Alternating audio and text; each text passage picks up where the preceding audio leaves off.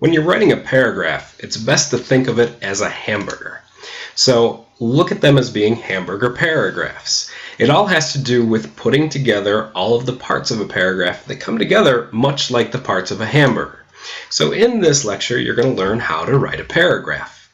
Now, when you start out writing a paragraph, the first sentence that you come to is going to be the topic sentence. And it's best to look at this as the top bun. So, the topic sentence is the very first sentence of your paragraph.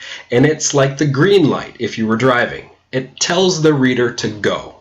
Now, this topic sentence always needs to be indented, with the exception of when you're writing in block format. But you probably won't have to worry about that too much, so always indent your topic sentence. Now, this topic sentence states the main idea or claim that you are trying to get the reader to understand. So this is the whole purpose for writing your paragraph. It's your job to convince the reader of your claim or your main idea. So they have to know what you're writing about right from the beginning, and that's what the topic sentence does. After the topic sentence, you come to the first supporting detail sentence. In this case, as you can see, we'd label it the lettuce of your hamburger. This first supporting detail sentence is not to be the most compelling piece of text-based evidence based on your research. You want it to be an important, relevant piece of evidence, but not the strongest, most convincing, most vivid piece of evidence. You want to save that for the last supporting detail sentence to really hit your point home for your topic sentence. Now, this first supporting detail sentence follows directly after the topic sentence. And what it needs to do is, in addition to presenting text-based evidence, it needs to have a statement that connects the evidence that you just stated to the main idea. In addition, if it's not like a statement that's throwing you back to the topic sentence, it could be an inference that you made based on your research of that piece of text-based evidence. So, there's options you can take here. A lot of times, you could start right after the topic sentence with your first piece of text-based evidence, or you could start with an inference that's based on the piece of text-based evidence that you're going to cite next. Your connecting statements or clarifying statements, which could be inferences, can flip-flop with your text-based evidence. Sometimes you can have the text-based evidence first, followed by the clarifying statement. Other times you can have your clarifying statement first, followed by the text-based evidence. After the supporting detail sentence, the first, you come to the second supporting detail sentence, and this would be the tomato of your hamburger paragraph. It follows the clarifying statement or text-based evidence that you just cited as your first supporting detail, but again, it's not supposed to be the most compelling. So we're building up anticipation near the end of your paragraph to really hit your claim or your main idea home for your reader. As you see in the paragraph to the right, it needs to follow directly after the lettuce sentence and clarifying statement. And just like that first piece of text-based evidence and clarifying statement, it needs to have the same makeup. Text-based evidence followed by clarifying statement, or clarifying statement followed by text-based evidence. After the second supporting detail, you're repeating that process again for the third supporting detail. Again, not the most compelling or important. You want to have it start slightly differently than the previous sentences to keep it interesting and keep your reader engaged. But again, it has the same formulaic makeup. You want to have your text-based evidence and then the clarifying statement or connecting statement, or it could be your inference. And again, those flip-flop. You could flip-flop them if you want. Finally, you arrive at your last supporting detail, and we have actually finally reached the most important or compelling piece of text-based evidence. This is the one that's most vivid, that's going to cause your reader to remember your point the most. So it's going to be the most colorful, most engaging, most interesting, relevant piece of text-based evidence from your research.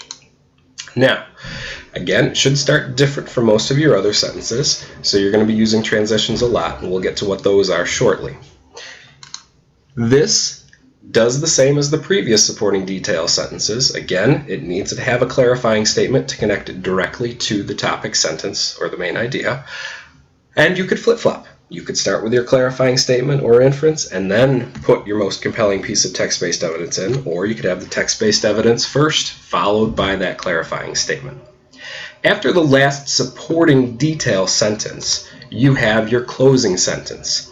And it's like the bottom bun of your hamburger. It's very similar to the top bun, which is the topic sentence, but it's different slightly. The purpose of the closing sentence is to remind that reader of what your claim was, what that main idea was that you were trying to educate them on and trying to get them to believe. Now, in this closing sentence, you want to reflect on the topic sentence and you want to have the same meaning, but you want it phrased differently. So you're going to be using synonyms. You might change the phrasing so that it doesn't appear identical to the topic sentence. Again, your readers like to see things that are fresh and new. They don't like things that are always repeated in the same way. So you have to change it up by changing the phrasing or the wording. With this closing sentence, it needs to be an obvious end of the paragraph, and that's all going to happen based on your phrasing. You have to word it in a way that the reader knows they've reached the end of this segment of writing.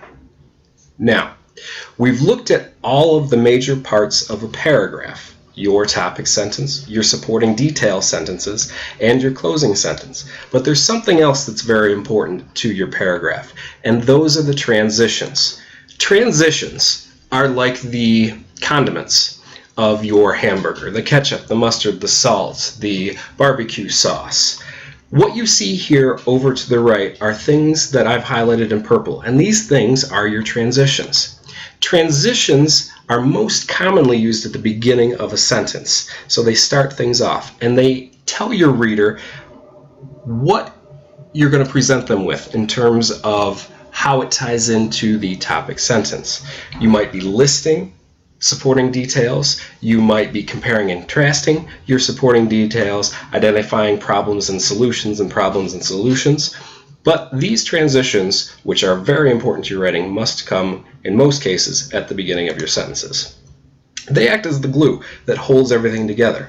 They provide flow for your reader, linking everything you write together so that your reader moves from idea to idea to idea smoothly. And finally, everything is connected back to that topic sentence with these transitions.